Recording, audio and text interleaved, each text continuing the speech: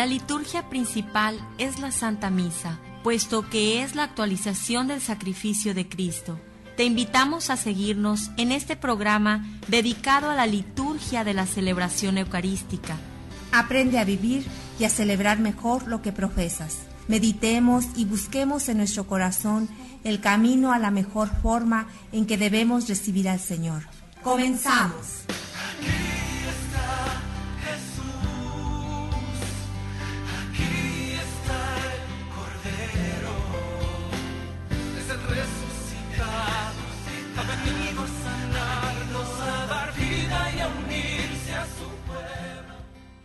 Hermanos y hermanas en el corazón de Jesús, que nos encontramos nuevamente con la bendición de Dios y por gracia de Dios, vamos entonces a invocar la presencia del Espíritu Santo para comenzar a compartir nuestras reflexiones. Ven tú, ven Espíritu de amor, y enséñanos las cosas de Dios. Ven tú, ven Espíritu de paz, y sugiere aquello que hoy nos dice Dios. Hoy te invocamos, Espíritu de Cristo. Entra hasta el fondo del alma, cambia nuestros ojos para que veamos con los ojos de Dios. Haz que comprendamos la bondad de Dios con nosotros. Ven tú, ven Espíritu de amor, y enséñanos las cosas de Dios. Ven tú, ven Espíritu de paz, y sugiere aquello que hoy nos dice Dios. Ven Espíritu de los cuatro vientos, sopla a quien no tiene vida. Ven Espíritu, sopla en nosotros para que también revivamos. Ven tú, ven Espíritu de amor, y enséñanos las cosas de Dios. Ven tú, Espíritu de paz, y sugiere aquello que hoy nos dice Dios. Amén. Hermanos, nos encontramos nuevamente compartiendo con ustedes la alegría de la vida, la alegría de todos estos acontecimientos que sigue impulsando el Espíritu Santo. Para algunos en la vida civil tenemos que pedir el Espíritu de Dios para que nos haga discernir por qué queremos a los diputados, a los candidatos en nuestros diferentes ayuntamientos de aquí de la parte norte de Baja California y el gobernador del estado. Que sea nuestro voto una realidad para el bienestar común, que sea ese voto consciente de votar por quien tenga mejor corazón para con los pobres, para con los humildes, para con los más necesitados. Otro de los acontecimientos que nosotros como Iglesia Diocesana son los 50 años que estamos celebrando, con muchos de los momentos que las diferentes pastorales han organizado. Este domingo 5 de mayo, que fue un gran impulso al Espíritu Santo, por primera vez tuvimos una expo Vida Consagrada de parte de la pastoral de la Vicaría de Religiosos, que estuvieron reunidos todos los religiosos, todas las religiosas de la diócesis, con exposiciones de sus congregaciones y con una administración obispo y con concierto y con obra de teatro, con miles de jóvenes ahí reunidos para seguir promoviendo a este Cristo resucitado. Y con estos momentos de 50 años de jubileo, que cada martes también hay conferencias en la calle Segunda, en el antiguo Palacio Municipal, con conferencias de la historia de las misiones de la Baja California. Así que los invitamos a las 6 de la tarde cada martes. Ya este mes de mayo finaliza una etapa de esas conferencias. También los cursos de somelí que vamos a tener en su casa, que es la parroquia de María Madre de Iglesia en el fraccionamiento Rubí. Recuerden, cada mes vamos a tener una semana de estos cursos que ya algunos han llevado adelante, ya van a la segunda etapa. A los que por primera vez van a iniciarse en la participación litúrgica en sus parroquias y en los equipos, o por el conocimiento de esta ciencia litúrgica, pues los esperamos también allí, que se inscriban al 637-5078 de la Parroquia María Madre de la Iglesia. Y otro ciclo de conferencias que también tenemos por parte de la Pastoral Litúrgica. Recuerden, ya empezamos en abril, mayo, junio, julio y agosto. Tendremos cada mes el último viernes de mes a las 7 de la noche en la Parroquia del Carmen, una conferencia acerca del año de la fe y de los 50 años también de la Sacrosanctum Concilium. Allí los esperamos. Es un costo gratuito porque es parte de nuestro ministerio, la enseñanza y la formación de nuestros feligreses, de nuestro pueblo de Dios. Es gratuita la entrada en la Parroquia del Carmen, la Colonia Cacho, último viernes de este mes y de mayo, junio, julio y agosto, último viernes de cada mes, tendremos este ciclo de conferencias del Año de la Fe y de la Sacrosanctum Concilium en su 50 aniversario. Entramos en materia acerca de nuestra síntesis y resumen de la fe cristiana, donde tenemos que decir una de las verdades: Cristo Jesús muerto y resucitado es Dios hecho hombre, y no solo el revelador máximo, sino también el portador máximo y señal máxima del amor de Dios a los hombres. Esta es una de las verdades más importantes y características del cristianismo. Ya decíamos que Dios es amor y que Dios es trino, nos ama, y que Cristo es la señal más grande de ese amor. La creación y el cuidado providente de todo es el comienzo del amor de Dios hacia nosotros.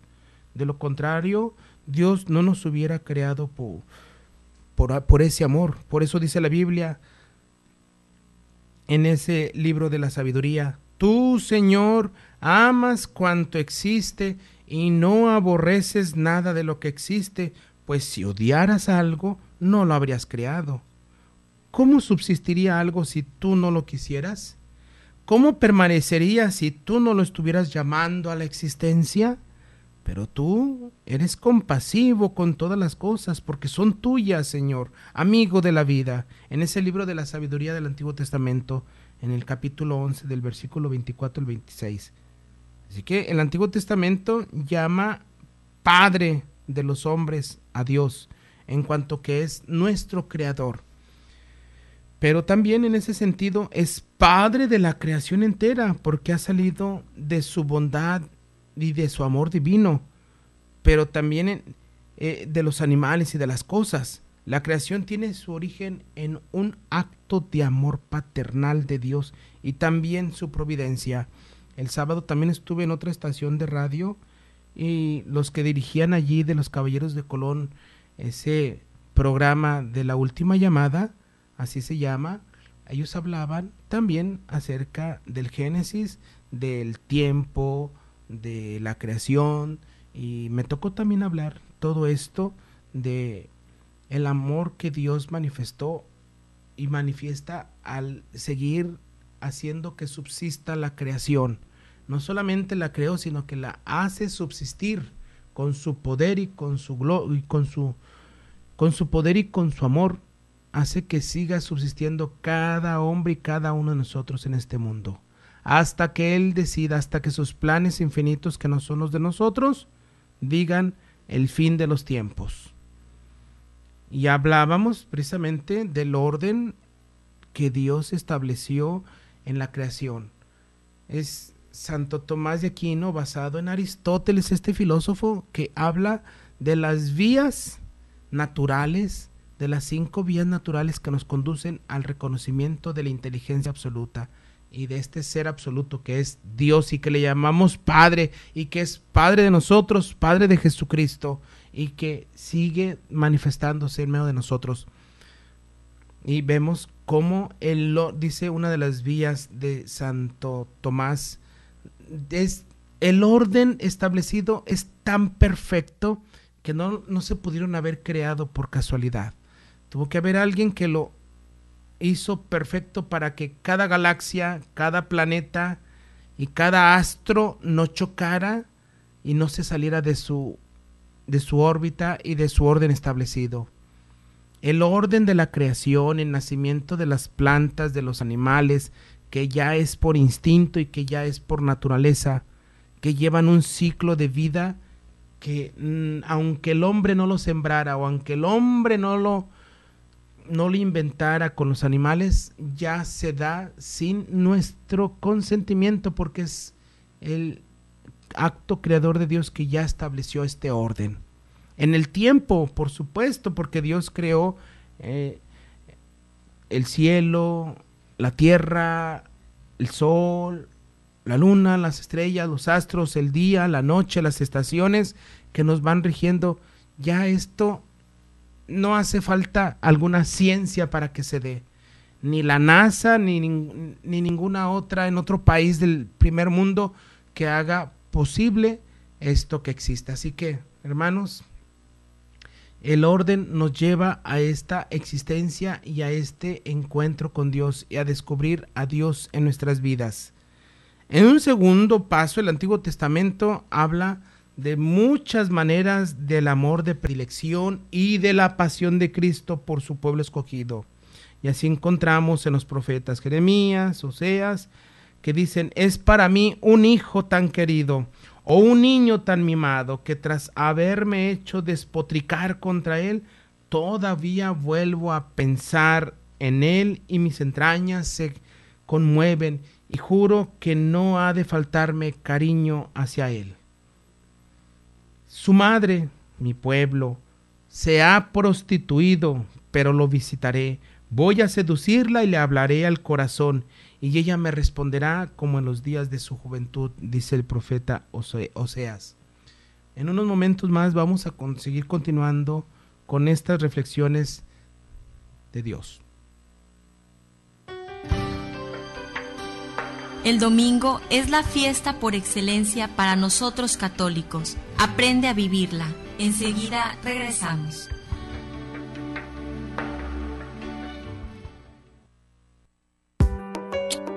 Desayuno Proayuda a Koinonia Radio. Ayúdanos, colabora y diviértete. Sábado 11 de mayo, a partir de las 9 de la mañana, en el restaurante La Escondida. Invitadas, hermanas samaritanas, con un tema dedicado a todas las mamás en su día. Costo por persona 100 pesos. Desayuno Proayuda a Koinonia Radio. Pide informes al 622-8962. Koinonia Radio, la radio de la Arquidiócesis de Tijuana y la Arquidiócesis de Tijuana en tu radio.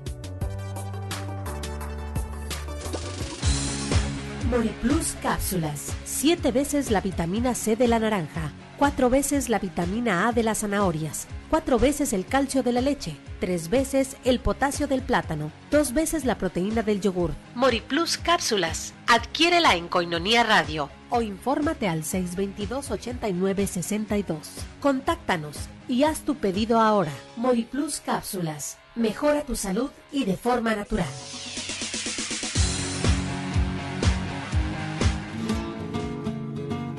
Miel silvestre, 100% natural, 100% virgen. Koinonia presenta recetas para una vida mejor. Artritis. Mezclar una taza de agua caliente con 2 cucharadas de miel y una cucharadita de canela en polvo. Beber una por la mañana y una por la noche. Si se toma con regularidad, hasta las artritis crónicas se pueden curar. En un estudio hecho en la Universidad de Copenhague, los doctores dieron a sus pacientes diariamente, antes del desayuno, una cucharadita de miel y una media de canela en polvo. En una semana, de 200 pacientes siguiendo el tratamiento, 75 dejaron de tener dolor totalmente. Un mes más tarde, casi todos los pacientes estaban libres de dolor, aun aquellos que casi no podían caminar ya. Miel silvestre, 100% natural, 100% virgen. Koinonia presentó recetas para una vida mejor.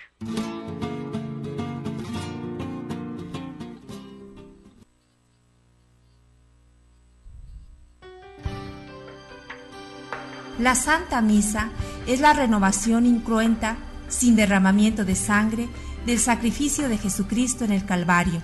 Continuamos en tu programa Liturgia. para celebrar mejor la Santa Misa. Continuando aquí con nuestro tema acerca de esta de las verdades de nuestra fe, del cristianismo, en el que Cristo es en donde se manifiesta ese amor de Dios para con los hombres, y es allí en Él donde llega a su culmen ese amor de Dios. Por eso la Sagrada Escritura afirma: tanto amó Dios al mundo que le entregó a su propio Hijo. Los cristianos en Cristo hemos conocido el amor que Dios nos tiene y hemos creído en Él. Para nosotros no puede haber una prueba más grande del amor de Dios de parte de Dios Padre que dejarlo en nuestras manos hasta la muerte. Es Dios el que nos entregó a su Hijo. Este es el verdadero amor que tengo por los hombres. Allí está la explicación de toda la vida de Cristo, que Dios se hizo hombre a través de su propio Hijo para tocarnos a nosotros, para tocar nuestra naturaleza y para salvarnos. No puede haber una prueba más grande de Dios Hijo que obedecer a Dios Padre, muriendo por nosotros pecadores. No hay amor, decía Jesús, más grande que el que da la vida por los amigos. La prueba de que Dios nos ama es que Cristo, siendo nosotros todavía pecadores, murió por nosotros. Y entonces tendremos que preguntarnos, como lo dice el Catecismo del Yucat, ¿por qué fue tentado Jesús? ¿Acaso podía ser tentado realmente? A la verdadera humanidad de Jesús le pertenece la posibilidad de ser tentado, pues en Jesús no tenemos un Salvador incapaz de compadecerse de nuestras debilidades, sino que ha sido probado en todo como nosotros, menos en el pecado. Cada día el cristiano debe de librar un combate que se asemeje al que Cristo libró en el desierto de Judea, donde durante 40 días fue tentado por el diablo. Se trata de un combate espiritual dirigido contra el pecado y en definitiva contra Satanás. Es un combate que implica a toda la persona, con sus sentimientos, con sus afectos, con sus pensamientos, con todas sus pasiones. Es toda la persona que exige una vigilancia atenta y constante. ¿A quién promete Jesús el reino de Dios? Lo tenemos que decir con la frase bíblica: Dios quiere que todos los hombres se salven y lleguen al conocimiento de la verdad. El reino de Dios comienza en las personas que se dejan transformar por el amor de Dios.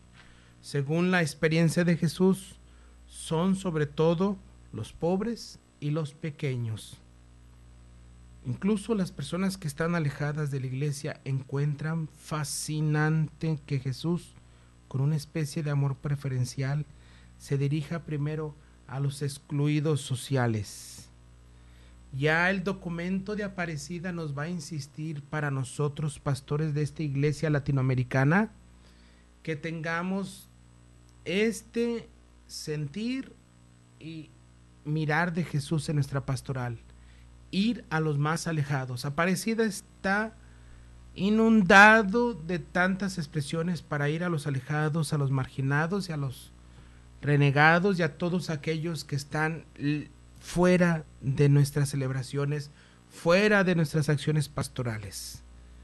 Así que la fascinación de encontrarse con Jesús nos corresponde a nosotros, ya que estamos en el trabajo de la viña de Dios, para que otros se enamoren de Cristo. En el Sermón de la Montaña son los pobres y los que lloran, las víctimas de la persecución y de la violencia, todos los que buscan a Dios con un corazón puro, todos los que buscan su misericordia, todos los que buscan su justicia y su paz, los que tienen un acceso preferente al reino de Dios, son todos ellos. Los pecadores son especialmente invitados, porque el mismo Jesús nos lo va a expresar. no son los sanos que necesitan médico, sino los enfermos. No he venido, por lo tanto, a llamar a los justos, sino a los pecadores. Hablando de esta personalidad de Jesús, dice el catecismo, ¿hizo Jesús milagros o son solo cuentos piadosos? Jesús hizo verdaderos milagros, no para demostrar el poder con el que Dios puede actuar y dejar callados a sus enemigos, las autoridades, los fariseos, los saduceos, los maestros, los escribas y a los paganos. No era demostrarles que sí, el Dios de Jesucristo, el Dios de Israel del Antiguo Testamento, es el Dios único y lo tienen que obedecer porque así lo demuestra con su poder. No es así. Jesús hizo verdaderos milagros así como los apóstoles.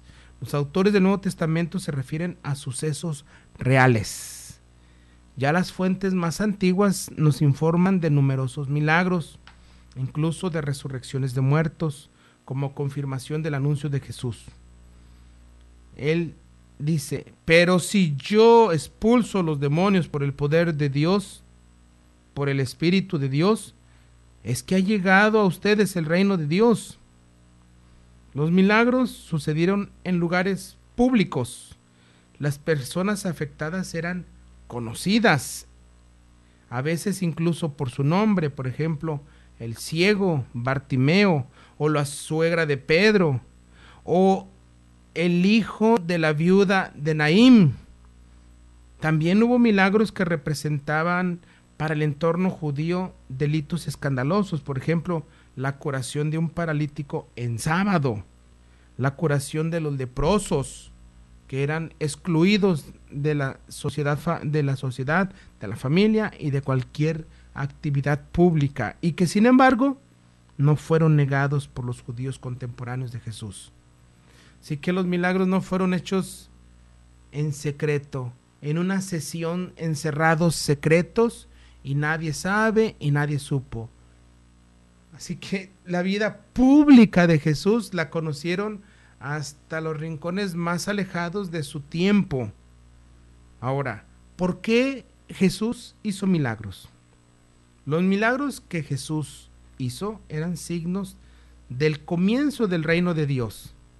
El actuar de Dios en la historia comenzaba haciendo la aparición de su Hijo Jesucristo ante los enfermos, ante los marginados. Eran expresión de su amor a los hombres y confirmaban su misión, no confirmaban su poder, no decían que era la energía y eran las vibras y eran nada de esto. Era la confirmación de que Dios estaba cumpliendo su palabra.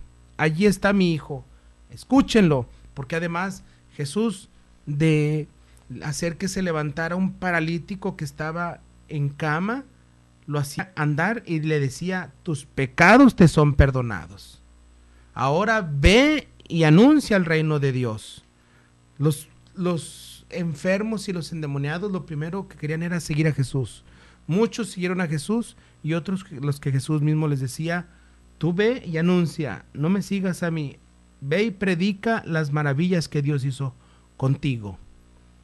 Entonces, ¿cómo no se dieron a conocer los milagros de Jesús? Y la gente iba y venía, la gente emigraba, la gente estaba en un tiempo, en un pueblo, en una ciudad, y si no prosperaba, adelante, a seguir caminando. Así que las obras de Jesús fueron vistas por extranjeros, por sus contemporáneos y por tanta gente. Entonces era la expresión del amor que Dios tenía a los hombres, y así confirmaba su propia misión.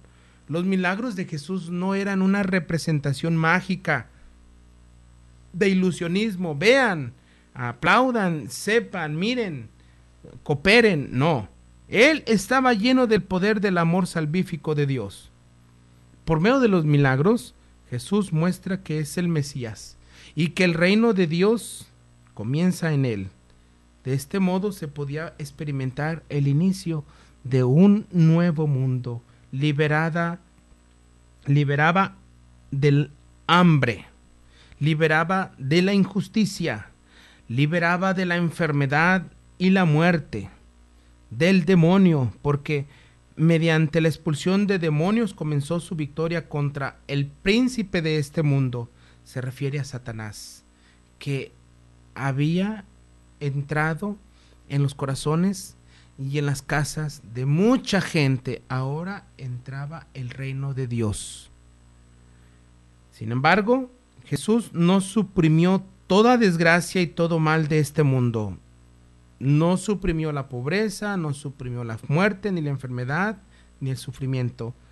Se fijó especialmente en la liberación del hombre de la esclavitud del pecado.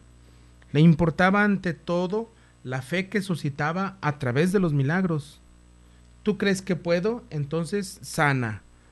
Jesús comenzaba cuestionando a la gente para que la gente hiciera surgir dentro de ella la fe en Él y la fe en Dios Padre, para que todos creyeran que Él era el enviado, para que todos escucharan la voz del Padre Dios a través de Él, para que todos sintieran el amor de Dios a través de Él. Entonces los milagros hacían que la gente respondiera con esa liberación del sufrimiento y de la muerte del pecado. Era la esclavitud del pecado que se ha apoderado del mundo. Y en unos momentos más continuamos. El domingo es la fiesta por excelencia para nosotros católicos. Aprende a vivirla. Enseguida regresamos.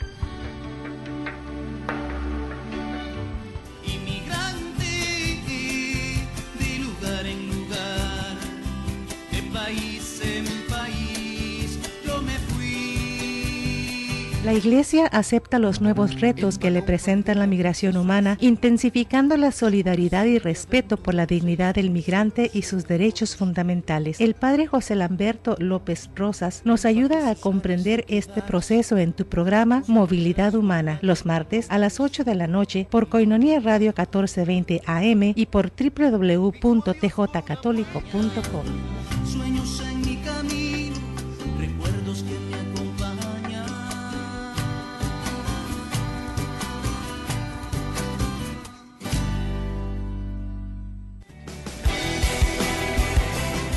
Escucha al Padre Ángel López Betancourt cada martes de 9 a 10 de la noche en el programa de Pastoral Social, difundiendo los valores evangélicos y de la doctrina social de la Iglesia, construyendo una sociedad más justa y solidaria como expresión de la fe.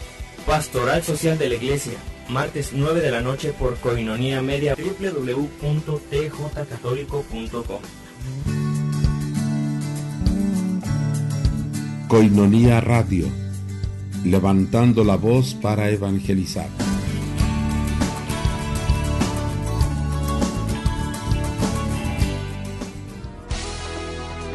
Cáritas Tijuana te invita al concierto católico Seamos Uno por la Paz, teniendo como invitada de República Dominicana a Celinés Díaz. Este 11 de mayo, en el Audiorama del Trompo, en punto de las 7 de la tarde. El costo por persona para este concierto es de 100 pesos o $10.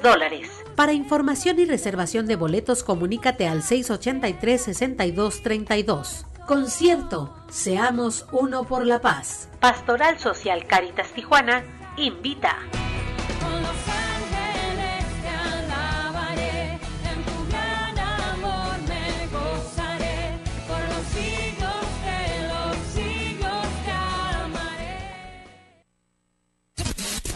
Koinonia Radio, 1420 AM. La Santa Misa es la renovación incruenta, sin derramamiento de sangre, del sacrificio de Jesucristo en el Calvario. Continuamos en tu programa Liturgia, para celebrar mejor la Santa Misa.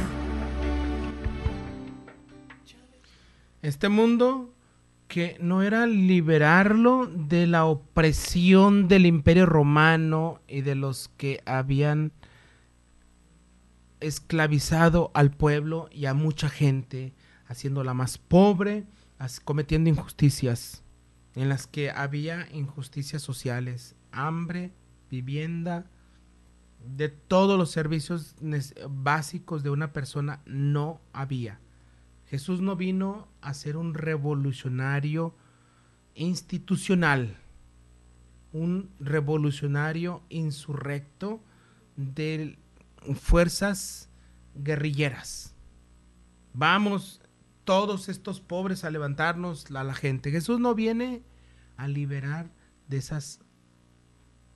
esas injusticias, porque hay una injusticia, hay una mancha más grande que esa, que tiene que ser el pecado que comienza desde el corazón de las personas.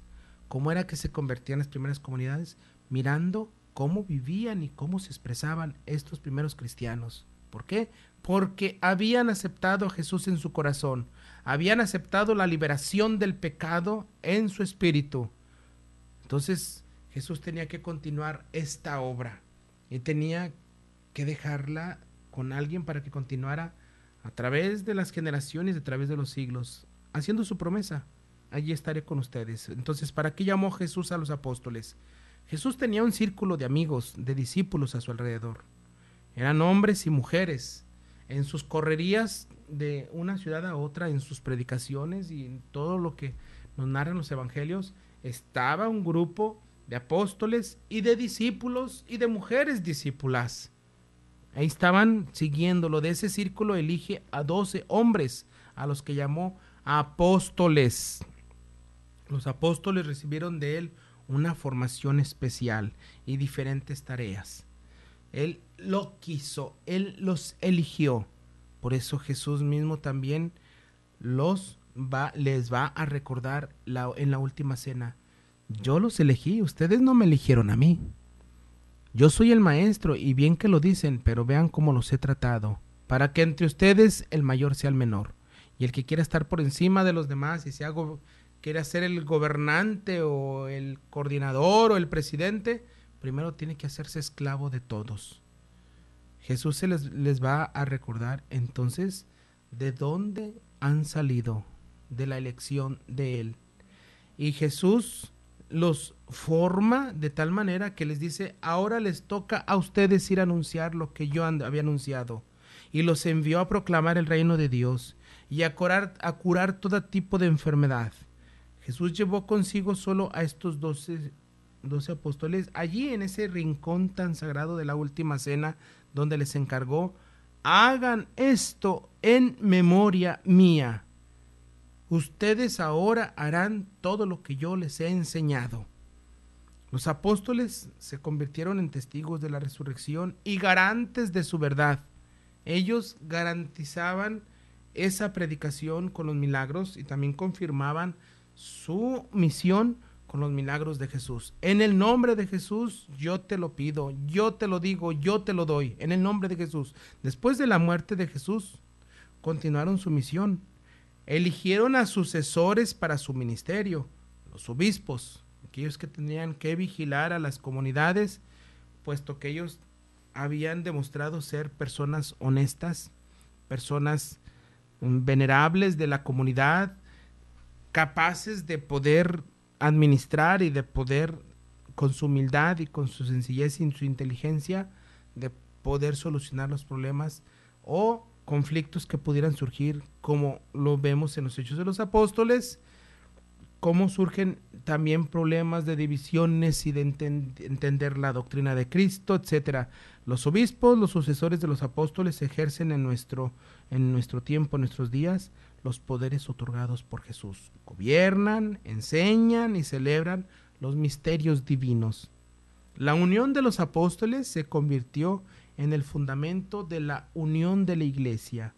Por eso somos sucesores de los apóstoles, somos iglesia apostólica, porque el que fundó esta obra, Jesús con su sangre, se lo da a Pedro y a aquellos a los que Pedro tenía que elegir. Entre los 12 destaca él, a quien Jesús le otorgó esta autoridad especial: tú eres Pedro, y sobre esta piedra edificaré mi iglesia. En esta posición especial de Pedro entre los apóstoles tiene su origen el ministerio papal. el que representa a Cristo en esta tierra, se elige en el interno de la iglesia para que siga gobernando, para que siga enseñando y para que siga celebrando estos misterios divinos con sus hermanos y con todo el pueblo de Dios y con todos aquellos que creen en Cristo. Una pregunta que nos hace el catecismo: ¿por qué se transfiguró Jesús en el mundo? El Padre quería manifestar ya en la vida terrena de Jesús la gloria divina de su Hijo. La transfiguración de Cristo tenía que ayudar después a los discípulos a comprender su muerte y su resurrección. 3 evangelios relatan cómo Jesús en la cumbre de un monte, a la vista de sus discípulos, comienza a brillar. Es la transfiguración. La voz del Padre Celestial llama a Jesús el Hijo muy amado. Ya lo había hecho en el bautismo, ahora vuelve a decirlo: este es mi Hijo muy amado, escúchenlo. Así que hay que escucharlo. Pedro quiere hacer 3 tiendas y retener el momento, pero Jesús está en camino hacia su pasión. Se trata solo de fortalecer a sus discípulos. Y vamos a entrar a un tema que el catecismo nos lo va a referir y que tenemos que entender bien. ¿Sabía Jesús que iba a morir cuando entró en Jerusalén? Sí. Y esto, lean los evangelios para que, mirando a Jesús y escuchando a Jesús, sepan que Él estaba consciente. Jesús había anunciado en 3 ocasiones su pasión y su muerte antes de dirigirse consciente y voluntariamente al lugar de su pasión y de su resurrección. Él desde pequeño había dicho: ¿qué no saben que tengo que entregarme y hacer las cosas de mi Padre Dios?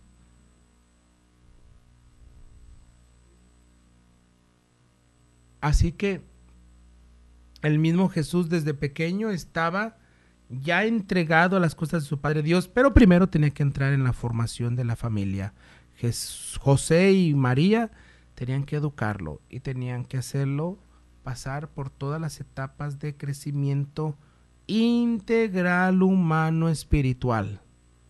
Conocer a la gente, sus necesidades, conocer la familia, conocer todos los momentos que pasa cualquier ser humano para poder saber decirles qué era lo que el Padre Dios tenía. Entonces Jesús sí estaba consciente de su muerte e iba voluntariamente hacia ella. ¿Por qué eligió Jesús la fecha de la fiesta judía de la Pascua para su muerte y resurrección? Jesús eligió la fiesta de la Pascua de su pueblo como símbolo de lo que iba a suceder con él en la muerte y la resurrección. Al igual que el pueblo de Israel fue liberado de la esclavitud de Egipto, así también nos libera Cristo de la esclavitud del pecado y del poder de la muerte. A nosotros nos corresponde en estos tiempos suplicarle a Dios. Hermanos, Dios sabe lo que necesitamos. Dios ya antes de pedírselo, pero nosotros tenemos que pedírselo con humildad. Tenemos que suplicar todos juntos por nuestros gobernantes, por nuestra vida que estamos llevando, por las injusticias que vivimos, por todas tantas cosas, pero todos juntos. Dios escucha la voz de su pueblo y nos escucha a cada uno de nosotros, pero somos iglesia y somos pueblo de Dios y somos familia de Dios. Así que egoístamente alguien puede pensar: yo pido por mi papá, por mi mamá, por fulanito, por fulanita, pero hay necesidades más urgentes y más grandes también dentro de nuestra sociedad. La fiesta de la Pascua era la fiesta de la liberación de Israel de la esclavitud de Egipto. Jesús subió a Jerusalén para liberarnos a nosotros de un modo aún más hondo. Celebró con sus discípulos el banquete de la Pascua. Durante esta celebración, él mismo se convirtió en Cordero Pascual. Este símbolo de matar un cordero sin defecto, joven, rociar la sangre sobre el pueblo para perdonarle sus pecados, para interceder por ellos, para hacer el pacto con Dios. Es lo mismo que Jesús viene a hacer, porque todo era prefiguración de lo que iba a ser Jesús. Celebró con sus discípulos el banquete de la Pascua. Durante esta celebración, él mismo se convirtió en Cordero Pascual, dirá San Pablo en la 1 Corintios, como nuestra víctima pascual ha sido inmolado para que de una vez, para siempre, establecer la reconciliación definitiva entre Dios y los hombres. Era Jesús el que tenía que decir: esta es mi sangre. Ya Juan lo había dicho, ese es el Cordero de Dios, pero ahora Jesús tenía que decir: esta es mi sangre que se derrama por muchos, por ustedes, hagan esto en memoria mía. Así que Jesús estaba como el Cordero del Antiguo Testamento, ofreciendo su vida para derramar su sangre, para hacer el pacto con esa sangre de Dios con aquellos que querían seguirlo. Era Jesús el que entregaba su vida como Cordero llevado al matadero. No profería palabra alguna ante la pasión de él. En unos momentos más continuamos. El domingo es la fiesta por excelencia para nosotros católicos. Aprende a vivirla. Enseguida regresamos.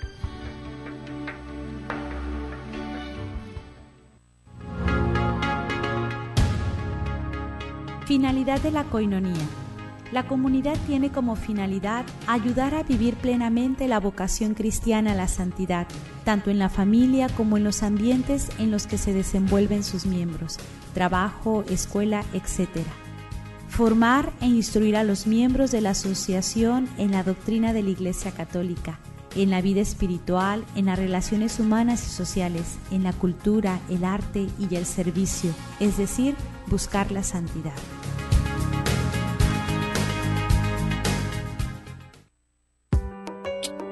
Desayuno Proayuda a Koinonia Radio. Ayúdanos, colabora y diviértete. Sábado 11 de mayo, a partir de las 9 de la mañana, en el restaurante La Escondida. Invitadas, hermanas samaritanas, con un tema dedicado a todas las mamás en su día. Costo por persona 100 pesos. Desayuno Proayuda a Koinonia Radio. Pide informes al 622-8962. Koinonia Radio, la radio de la Arquidiócesis de Tijuana y la Arquidiócesis de Tijuana en tu radio.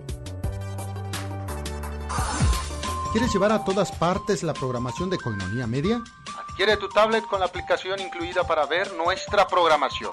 Tablet de 7 pulgadas, Android 4, memoria de 4 GB y doble cámara frontal y trasera.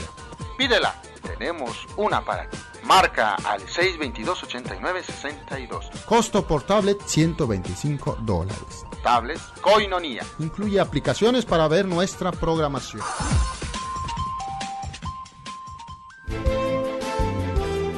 Koinonia Radio, levantando la voz para evangelizar.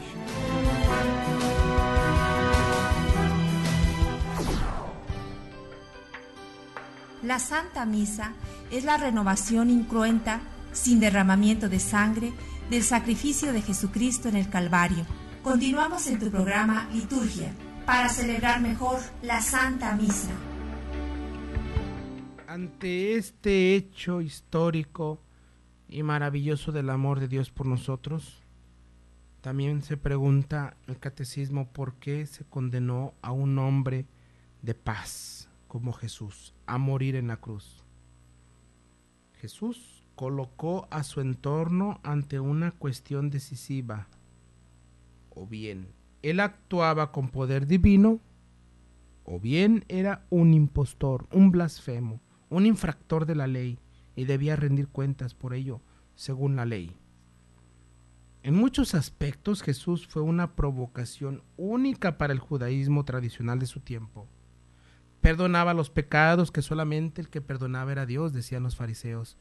¿Cómo te atreves tú a decir que perdona los pecados si el que perdona los pecados es solamente el Dios único, lo que solo puede hacer Él? Jesús relativizaba el mandamiento del sábado, se hacía sospechoso de blasfemia y se le reprochaba ser un falso profeta. Para todos estos delitos la ley preveía la pena o la muerte. Ante este hecho histórico, entonces también existe la pregunta: ¿son culpables los judíos de la muerte de Jesús? Y tenemos que decir como iglesia ecuménica, porque el Concilio Vaticano II incluyó a las iglesias orientales, entre ellas también algunas iglesias judías que estuvieran sus representantes, y a los que quisieran participar en este momento de hace 50 años. Entonces, allí también se llega a decir, nadie puede atribuir a los judíos una culpa colectiva en la muerte de Jesús. Lo que la iglesia confiesa con certeza, por el contrario, es la responsabilidad de todos los pecadores en la muerte de Jesús. Todos contribuyeron a la muerte de Jesús. Nosotros vulgarmente en un refrán decimos, tanto peca el que mata a la vaca como el que detiene la pata. Y encontramos en la pasión de Cristo aquellos que contribuyeron con su silencio, con su cobardía, con su ambición y envidia, todos los que incluyeron para que se hiciera la muerte de Jesús. El anciano profeta Simeón predijo que Jesús llegaría a ser signo de contradicción. Existió el rechazo decidido de Jesús por parte de las autoridades judías. Era una continua lucha de envidia y de venganza y de odio contra la persona de Jesús de parte de estas autoridades judías. Pero entre los fariseos, por ejemplo, hubo también partidarios secretos de Jesús, como Nicodemo, que iba en las noches a consultarlo y a sacarse de dudas, como José de Arimatea, que la tradición y que las fuentes nos dicen que él, como hombre rico, le regala el sepulcro a Jesús, ya que Jesús, él mismo va a decir, ni el Hijo del Hombre tiene donde reclinar la cabeza. Exactamente, salió como llegó, sin nada. Así es como entra una persona y así es como sale un ser humano de este mundo. Diría el Salmo, desnudo salí del vientre de mi madre y desnudo volveré a él. Así salió Jesús, más que con la bendición y el auxilio de Dios en los momentos más difíciles. Pero tenía amigos como José de Arimatea, que pide el cuerpo y que lo lleva al sepulcro, porque era, dicen los biblistas, los exegetas, era de él, el que tenía sepulcro eran solamente las personas ricas. Los demás, fosa común o a ver dónde, en algún cementerio público, pero el que tenía sepulcro era persona pudiente. Y José de Arimatea era un fariseo también pudiente. Los fariseos eran gente pudiente de la clase alta. En el proceso de Jesús estuvieron implicadas diferentes personas y autoridades romanas y judías, Caifás, Judas, el Sanedrín, Herodes, Poncio Pilato, cuya culpa individual solo Dios conoce. Los hechos nos dicen una cosa, los evangelios nos los narran, pero solamente Dios conoce cuál es la culpa. La tesis de que todos los judíos de entonces o los que viven actualmente sean culpables de la muerte de Jesús es absurda y no se sostiene según la Biblia. Y entonces, ¿quién es el culpable? De hecho, hay una obra de teatro por allí que hemos representado durante años, el día de la vigilia pascual, que se llama precisamente ¿Quién lo mató? ¿Quién es el culpable? Y algunos personajes que son juzgados de acuerdo a sus hechos narrados en los evangelios. Pero entonces la tesis es absurda pensando que ellos serían los culpables y querer sostener eso. Aquí lo dice la Biblia, absurdo. ¿Quería Dios la muerte de su propio Hijo? ¿No se llegó a la muerte violenta de Jesús por desgraciadas circunstancias externas? Jesús fue entregado conforme al plan de Dios, el que tenía establecido y previsto, dice los Hechos de los Apóstoles, para que nosotros, hijos del pecado y de la muerte, tengamos vida. El Padre del cielo, a quien no conocía el pecado, lo hizo pecado en favor nuestro, lo dice San Pablo en la 2 Corintios 5:21. La grandeza del sacrificio que Dios Padre pidió a su Hijo corresponde, sin embargo, a la grandeza de la entrega de Cristo. ¿Y qué diré? Padre, líbrame de esta hora. No, dice Jesús, no. Pero si por esto he venido, para esta hora, en en la despedida de Jesús a sus discípulos les dice, no le voy a decir a mi Padre, líbrame, a esta hora me has enviado. Padre, dale gloria a tu nombre. Por ambas partes se trata de un amor que se demostró hasta el extremo de la cruz. Por eso Jesús se va a atrever a decirles a sus apóstoles y a sus discípulos, nadie tiene amor más grande que el que da la vida por sus amigos. Para librarnos de la muerte, Dios se lanzó a una misión arriesgada. Introdujo en nuestro mundo de muerte una medicina de la inmortalidad, lo dice San Ignacio de Antioquía. Su Hijo Jesucristo es esa medicina de la inmortalidad. El Padre y el Hijo eran aliados inseparables en esta misión, dispuestos y deseosos de asumir sobre sí mismo lo máximo por amor al hombre. Cada quien estaba poniendo su amor pleno por esta obra. Por eso Jesús va a decir, el Padre y yo somos uno. El Padre en mí, yo en Él. Yo no hago nada que no sea de la voluntad del Padre. Así que el amor era compartido al máximo. Dios quería llevar a cabo un intercambio para salvarnos para siempre. Quería darnos su vida eterna para que gocemos de su alegría.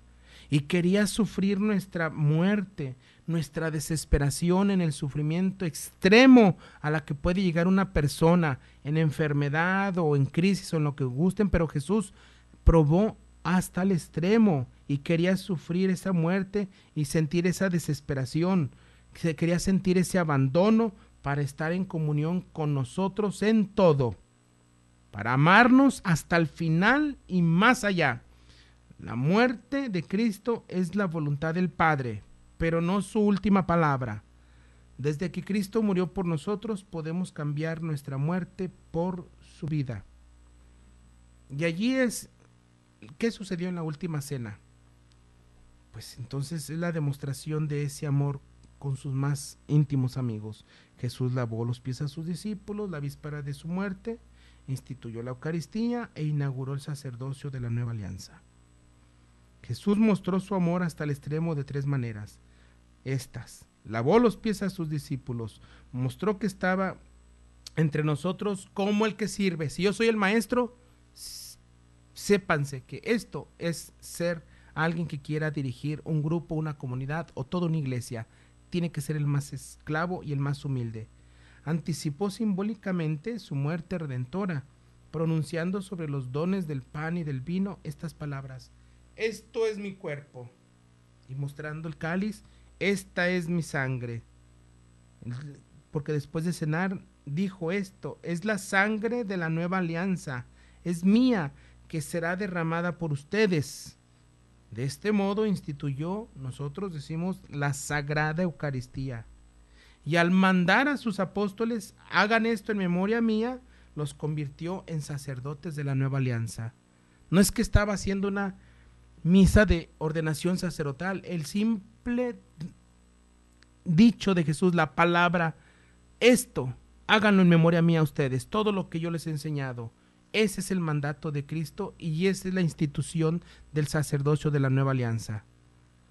Ahora, ¿tuvo Jesús miedo ante la muerte en el huerto de los olivos la noche antes de morir? Claro, puesto que Jesús era verdaderamente hombre, experimentó en el huerto de los olivos verdaderamente el miedo humano ante la muerte. Con las mismas fuerzas humanas que tenemos todos nosotros, Jesús tuvo que luchar por su asentimiento interior a la voluntad del Padre de dar su vida para la vida del mundo.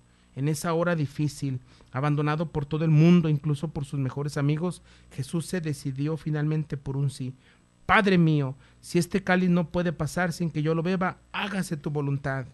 Hermanos, estaremos escuchando en la próxima semana, estaremos atentos con ustedes. Les suplico que se confiesen, que comulguen, que vayan a misa todos los domingos. El Día de las Madres, que Dios bendiga, estaremos celebrando las misas por el Día de las Madres en nuestras parroquias, a las 8, a las 12 y a las 6, para cantarles las mañanitas y hacerles un festejo. Que Dios las siga bendiciendo. Felicidades, madres, a todas ustedes.